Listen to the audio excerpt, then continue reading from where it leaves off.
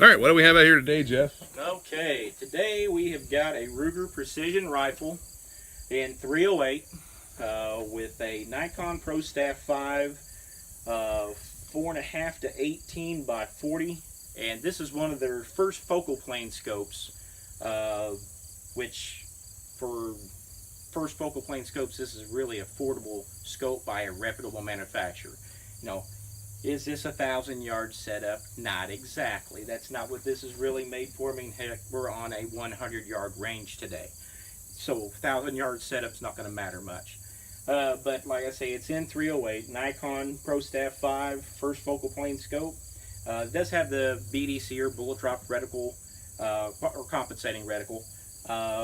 These have got a fully adjustable stock as far as length of pull and for your as far as your cheek height and so on, so to get correct cheek weld. These have got a totally free floating barrel with an aluminum chassis.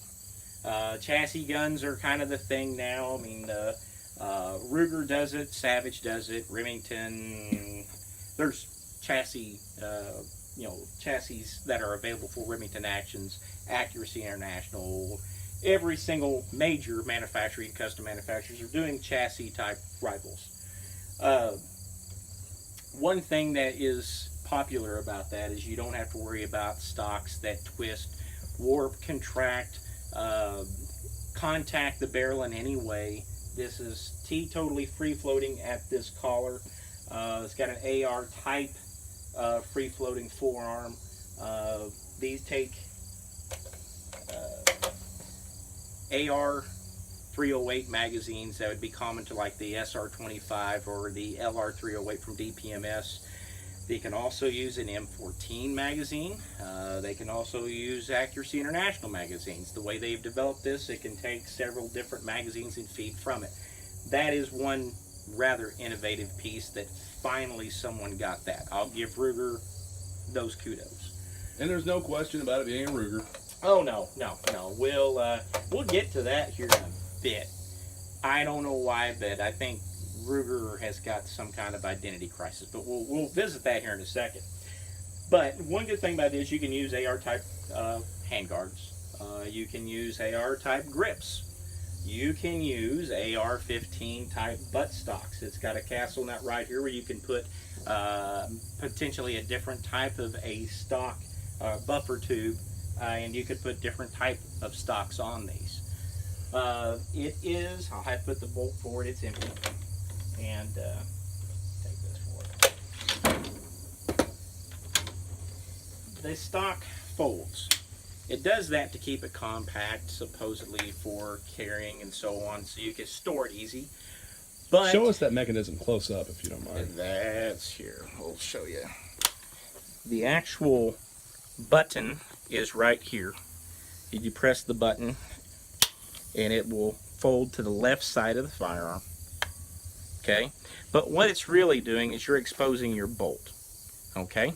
So to get the bolt out of this firearm, you have to have the stock in the folded position, and you have to push in on this piece right here. And push forward, push that back, and if I get my hand correct here, I don't have an ideal workspace. And now your bolt comes out. And you can see this is just the same bolt they use in the American rifle.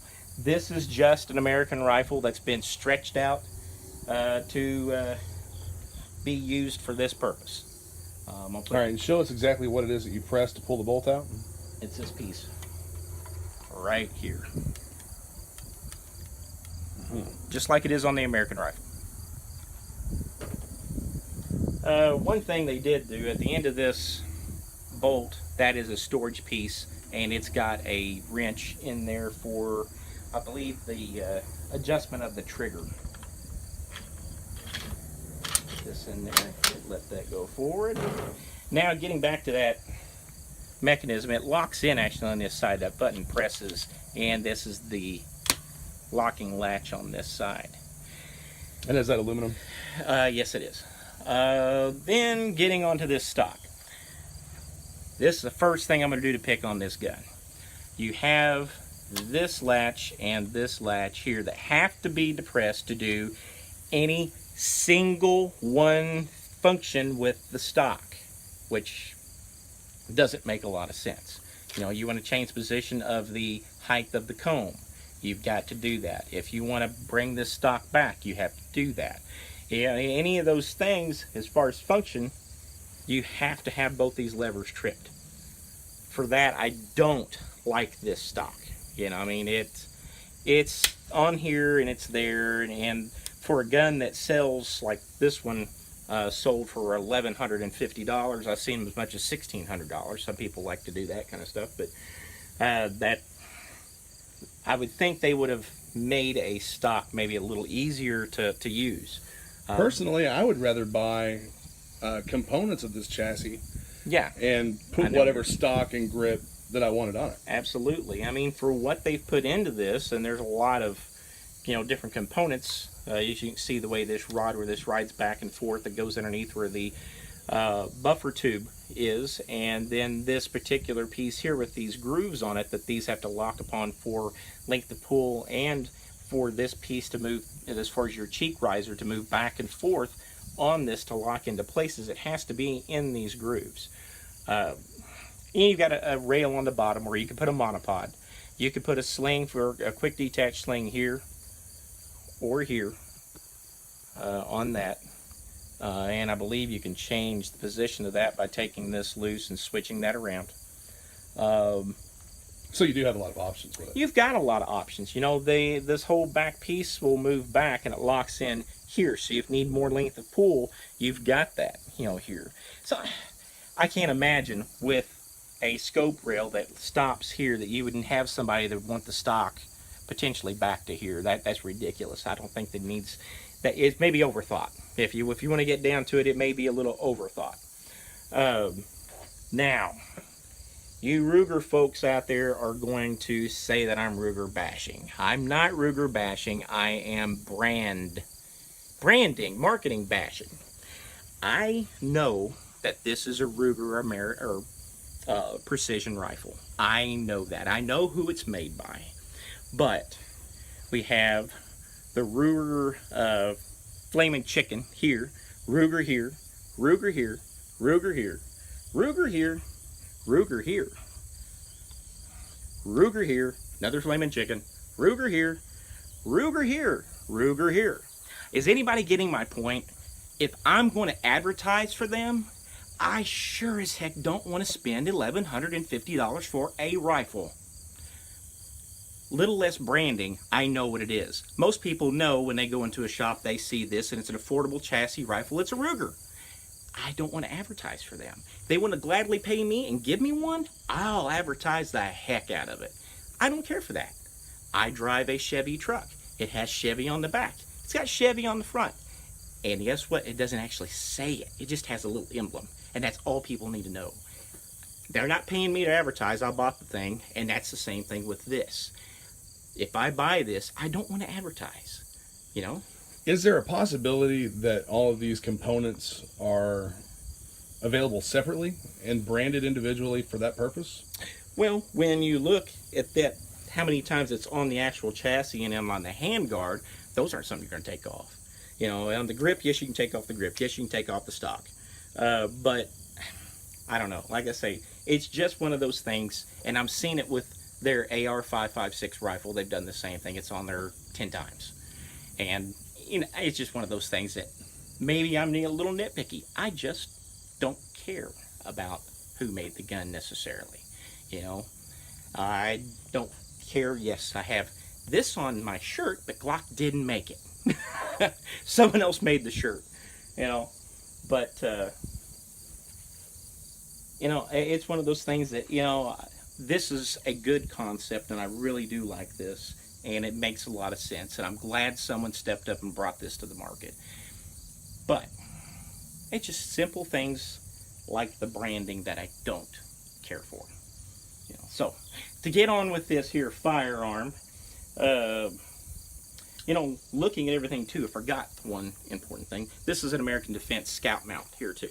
And, you know, they're a very reputable company. They've got this has got one single QD lever on it, so you can take the scope off if you want to, and it's returned back to 0. And oh, one other thing. From the factory, they did not line the muzzle device up. I left it like this. If it affects its shooting, I will straighten it. That should have been straight from the factory. I will definitely pick on that. Yeah, that's not index at all. No, it's not. It's definitely not. See, I would prefer one of these rifles set up to accept the suppressor. Well, of course, you can take this off. Yeah. And it's threaded underneath there, and it actually has a muzzle or a thread protector that comes with this. You know, that's on there tight. It's not something you're going to hand loosen. So that's a good thing. At least they did tighten it. Today... What about the trigger? The trigger in this is another thing. It's actually quite like the Savage Accu trigger in that it's very light and crisp, but it has the little safety device that will not let it be depressed due to dropping or whatever in the center of it. And these do have a nice trigger. I mean, like if you've had your hands on the American rifle, you'd be familiar with that type of trigger, or even though it's not the Savage Accu trigger, it's very similar to that. Today we're going to be shooting PPU 168 grain hollow point boat tail. I did not have a chance to get any federal 168 grain match, and that's what I'd preferred to have fired through it, but I can't get it right now. I will see what this stuff does. And from everything else that I've fired that's PPU, we've had pretty good luck at it, pretty good accuracy. This has been laser bore sighted at around 25-30 yards. So we're just going to go ahead and put it on paper and see what it will do at that distance, just right out of a cold bore that's been cleaned and so on, and see what happens there. Ruger does have 2 of these that comes with the gun, 2 of these magazines. They are Magpul PMag 10s, and that has that. It's also got, oh goodness, I think maybe another rail cover or something that comes with it and so on, but not too much other, too many other things. But it's got a rail that fits, a key mod rail that fits this up here. That's the other thing it has with it, and the thread protector. Now, did the bipod come with that gun? Or? No, that's a Caldwell 6 to 9 inch tilt bipod, and it's got the bipod adapter on this key mod rail, and it tilts, and it's up and down 6 to 9 inches, and you can adjust for varying terrain. The Pro Staff 5 scope has got a it's got a sunshade that comes with it. We might put that on there for looks. If we are expecting to have a huge amount of mirage from shooting out here, it might be a good thing to have on there. Of course, it comes with the lovely lens covers. But something else it does come with target turrets and covers for those target turrets also. So, at least, if you wanted to use external adjustments, totally external, you can go that route with this scope. Nikon's really stepped up their game, and it's a good thing, because for,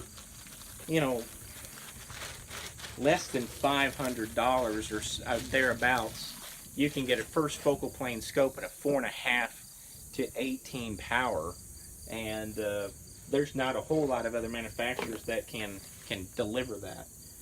So hopefully with a good gun, a good scope, a good mount, and good ammunition, we'll have good results.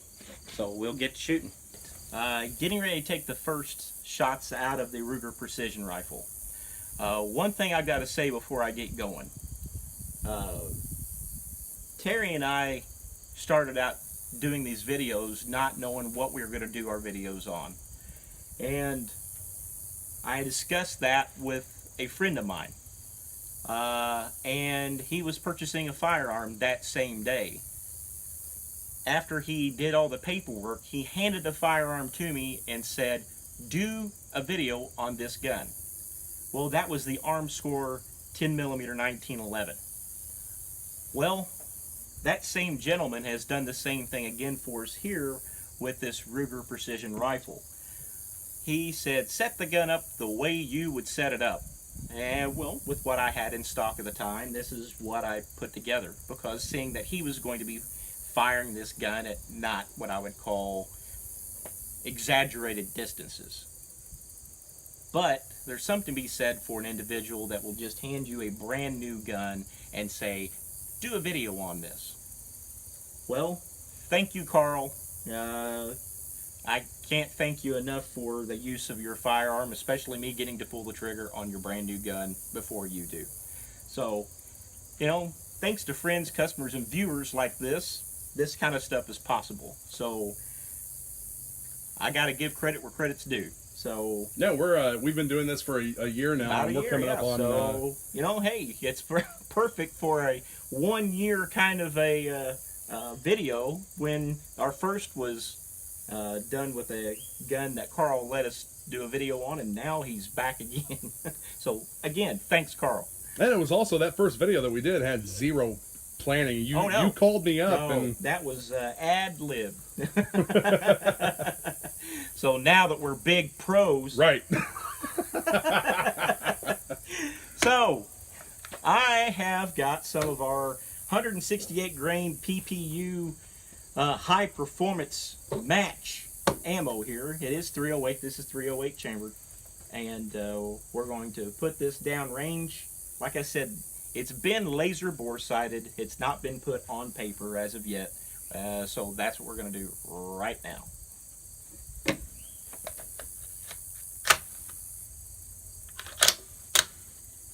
Safe.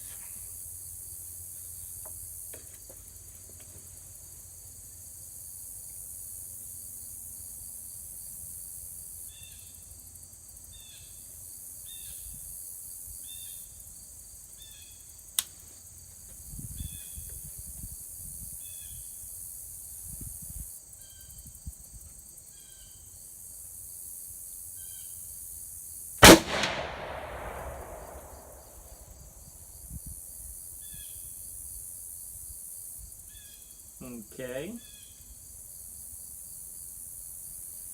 Guess I'll put another round where I did that one and see what we've got. It looks like I may have shot somewhere in the 4 o'clock range, about an inch or two outside of the bull. We'll try it again.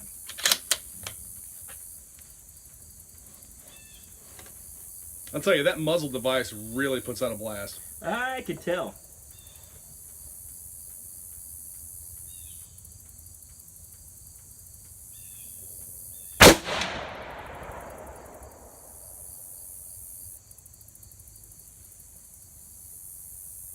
Well, I'm not entirely sure. I'm going to move to a different target that I've got set up down there and put this on safe. And I think I'll get a better idea of where we are.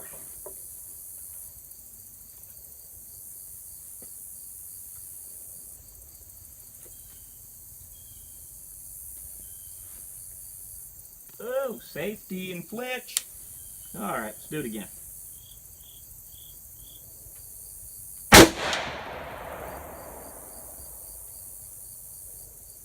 All right. I think we're going to pause for a bit, find out where that is exactly, and we'll get back to it.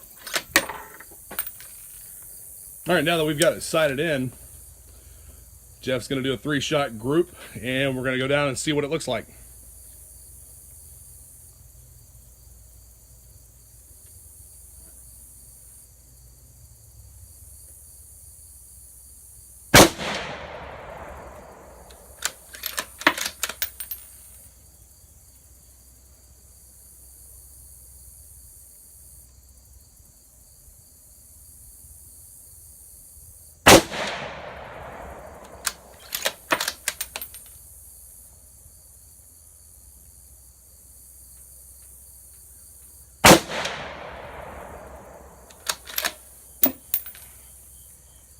Okay.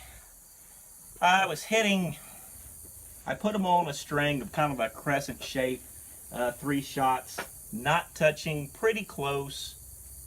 We might have around a 1-inch group, but we'll go down there and take a look. All right, what do we got? Well, from center to center, we are right at a 1-inch group. From center to center. If you look at that, that's a 1-inch right here. If you lay those out, so it's right at a 1-inch group. Out of a new rifle, not quite broken in. That's not terrible. That's my first time shooting that Privy 168 grain match. The scope with the first focal plane reticle, turning it up on that power makes that reticle thicker, which would be greater or better at a much further yardage. But I'm going to try and tone it down a little bit and see if I can maybe get it in there a little bit more, a little bit tighter. So I'll probably try for a group on this target up here next and see what that does, or maybe on our squares on these Wilson Combat targets over here. Matter of fact, that's probably what I'm going to do. I'm just going to shoot for this one right here and see what happens.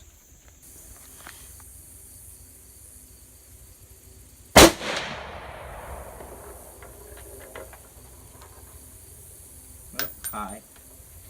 Okay.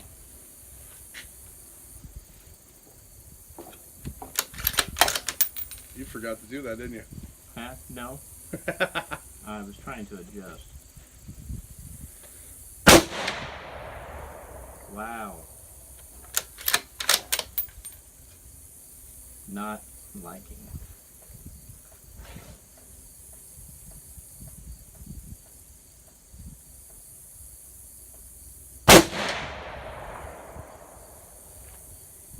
That's spread out. No, it could be like I said a while ago with the barrel heating up and whatnot. Yeah. I mean, shooting it like that. I mean, from here,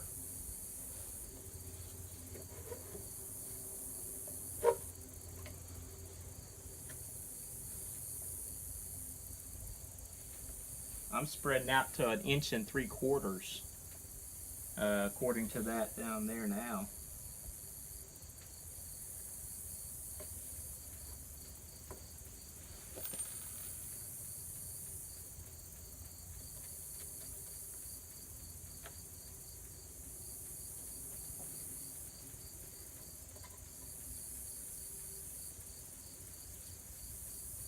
Tell you what.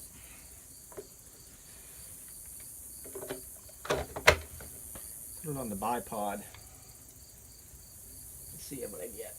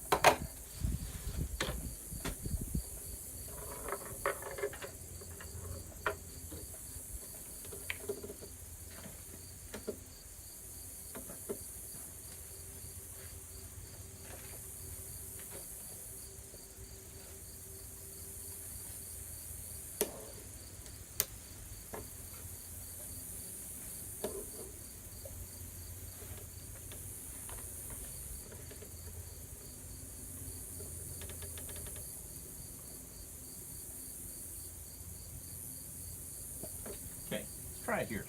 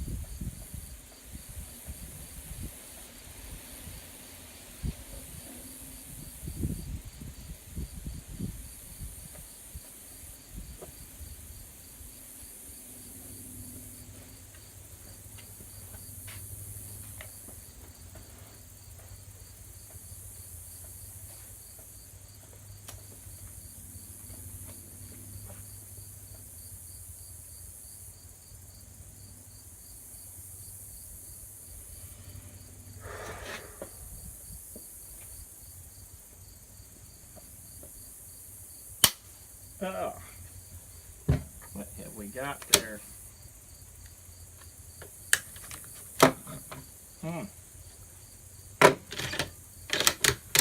Huh. Failure to feed. Oh well. I don't think that the bolt was all the way back. It may have, well, I may have not inserted the magazine all the way in. We'll see. Let's try it again. It went in that time. Wasn't no flinch. Yeah, your round went in there that time. No flinch, but oh well.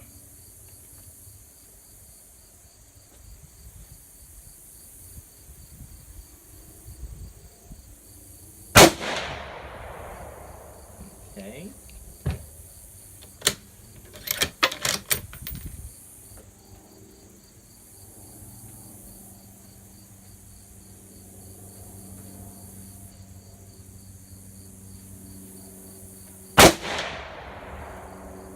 Okay.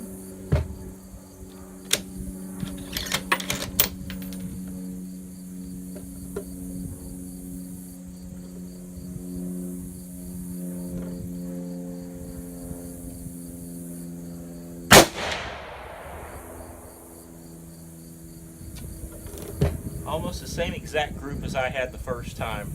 That would actually, grouped it. So about a 1 inch group. Yeah.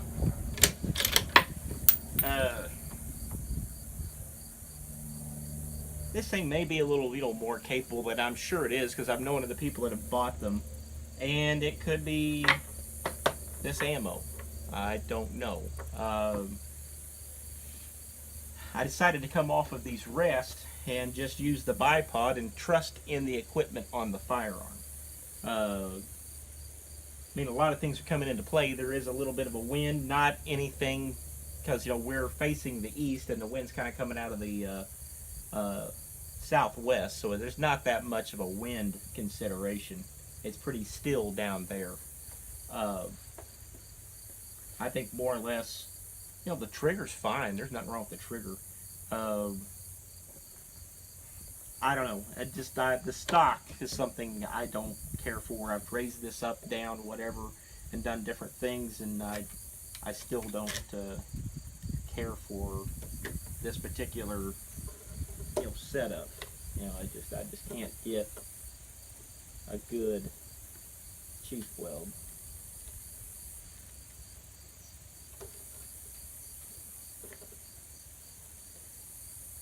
But regardless, we'll try a few more rounds.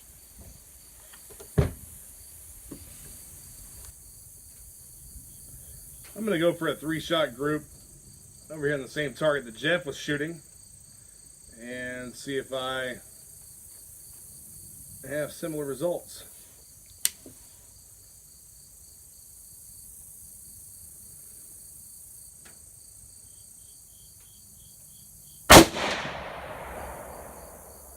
Yeah, Terry, I know what you mean about that muzzle brake. Yeah. Wow.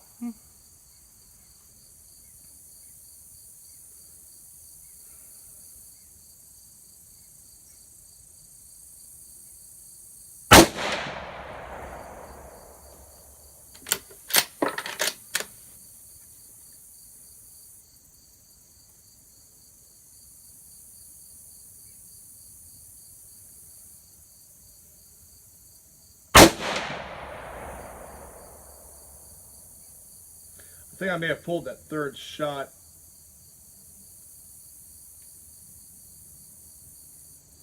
The first 2 are an inch or less apart,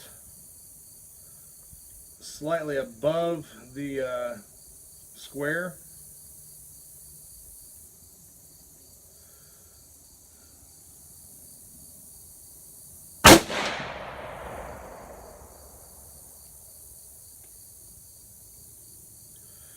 And that one was just to the left and below. Still about the same size group, though, as you were getting. Yeah, well, I guess it's a 1 MOA gun. I mean, we'll give it that. We have our 3 groups here. Jeff, show us your 2. Well, this was my first one after getting it sighted in on the previous target. These two were, a little more than an inch apart, but this spread it out to 1.75 inches, from here to here. Then I came up here and I shot just point of aim to the left, then just about 1.75 inches again. Then over here, Terry, I mean, yep, actually, look Yeah, right that there. third one shot is was there. a flyer. Right? But this one, as far as your group, you're about 1.25 inches, 1.25 inches or so from here. I mean, from shooting that 1-inch group on this target and then sighting in and bringing it down and getting several shots together. These two were shot together, and then I brought it down to get it closer to point of aim, just because we knew, because it was shooting extremely high left, even with a laser bore sight. But I got 2 on here, then brought it down, straight down, then brought it over, and I was actually aiming for here and hit there, and that's why I fine-tuned it on this target here. I don't think there's really any reason why it would be the gun. I mean, it's... I know. It's starting to get a little warmer out here today, and shooting quite a few rounds through at one time, I'm sure, warmed the barrel up quite a bit. And that's the first time shooting that ammo. I would say if I could get some federal gold medal match 168 grain, which is kind of the industry standard for accuracy. I've never seen a gun didn't shoot it. We get some of it, put it in there, and I'd say it'll tighten that up a whole lot. But I mean, that's not bad. No, that's not bad. It's I mean, bad. I mean, even the scope seems to be just fine. Yeah. I mean, everything, it's tracking correctly and everything. It's just, and that muzzle device being not on there right, could be contributing to it. Yeah, it's as far as where it's indexed, it's not quite. Matter of fact, it's indexed. Looking straight down the barrel, it's indexed a little. That's 1 to 2 o'clock. Yeah, so that may have something to do with that too. Like I said, we try it out the way it was. It came from the factory out of the box, and see what happens. And that very well can be, attributed to that. I don't know if it would make a big difference, but that break's pretty radical. I mean, standing to the right and rear of where you were shooting, I mean, that was a considerable amount of muzzle blast. So if it's creating that kind of energy away from it, it could divert the path of the bullet. But without making excuses, it's not too bad. Probably revisit it with some of the federal gold medal match and see how it does. But Terry, I think we'll get back up there at the gun and we'll just kind of get some parting shots. I guess I'm gonna have to kind of lean here so that I can be in the shot and get down to Jeff level. Yeah. The thing about it is, even though you would get down to my level, it's an all new high for you. Right. Yeah. Back at you.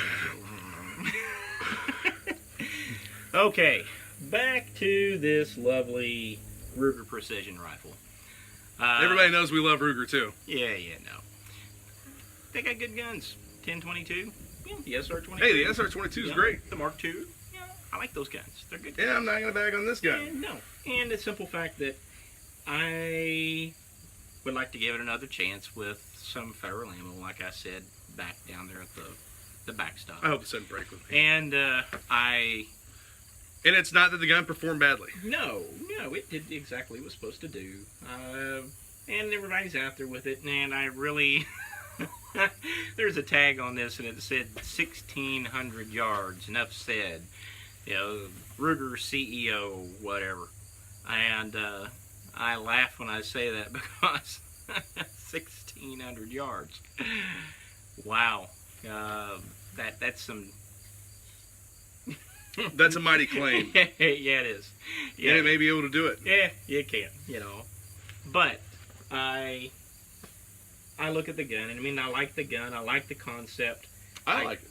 I think there's other manufacturers like, Savage, even with the 10 BA Stealth, and some, guns they have that are more affordable, actually, and are actually, some of the ideas this gun's derived from.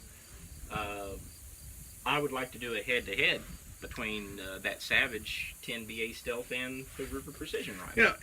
You know?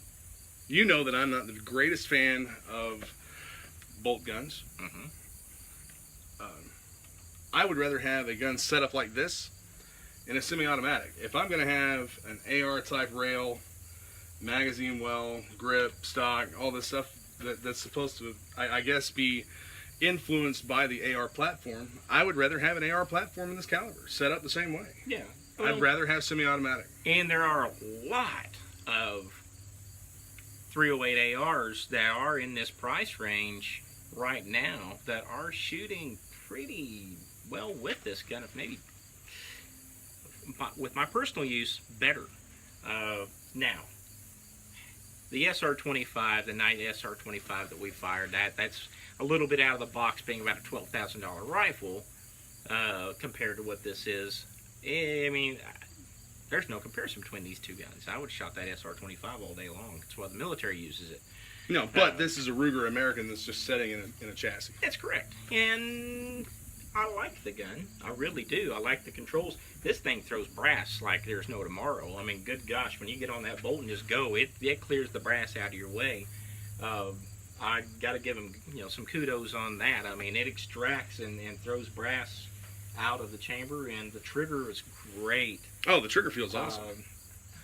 I couldn't get a good, cheek weld no matter where I moved this stock at all. Neither could I. I would like to put a different type of a stock on there. I'm not a real big fan of the Magpul PRS. I've had those and they work fine. It's just they're heavy. I've had them on a few of my own guns and other guns that I've had. And I would rather probably have a PRS than I would that stock right there. I'm not so sure if I wouldn't have just a regular Magpul CTR stock or something along those lines with just a little higher, cheek weld. I think that would be, would suit this gun fine. But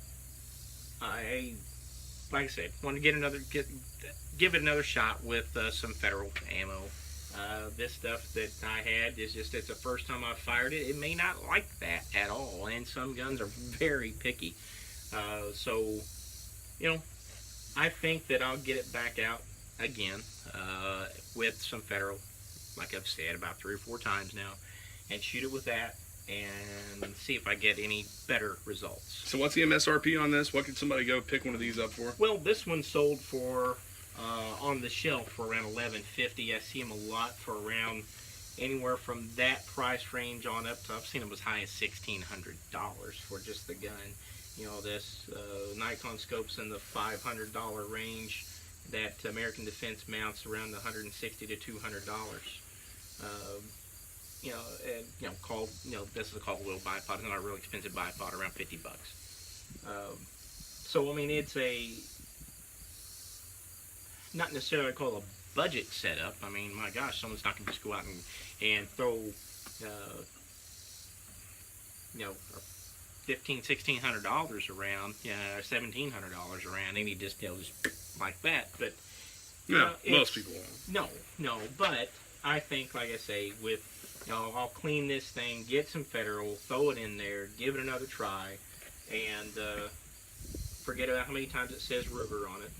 Because that has not a damn thing to do with the performance of the gun. Yeah, but I had to say it. I know. I'm going to throw it in there as many times as I can. And you know what? Everybody that likes Ruger, that's fine. I'm not saying don't buy Ruger. Ruger's fine. They're a great company.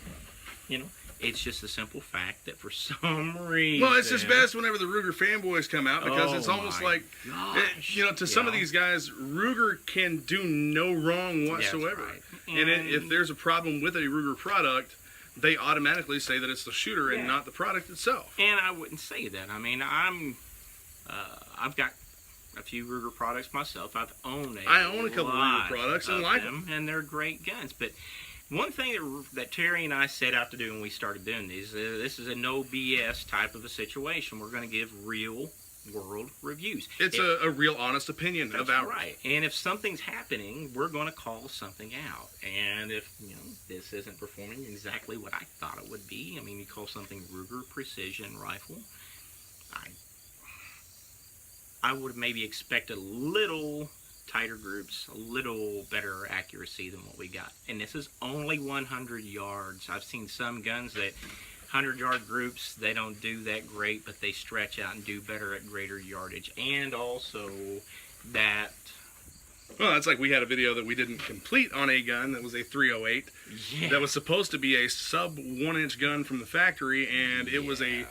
What? How much did that gun cost? Well, it was about $3,000 or $4,000, wasn't it? The gun itself was $4,000. It was a semi-auto AR 308. So a $4,000 gun that was a 4-inch gun at 100 yards. I would get 2-inch, 3-inch, 4-minute of angle groups at 100 yards. Boom, boom, boom. And that's with trying 2 separate, expensive, very high-quality optics and changing the mounts also. And 3 shooters. And 4 shooters, actually.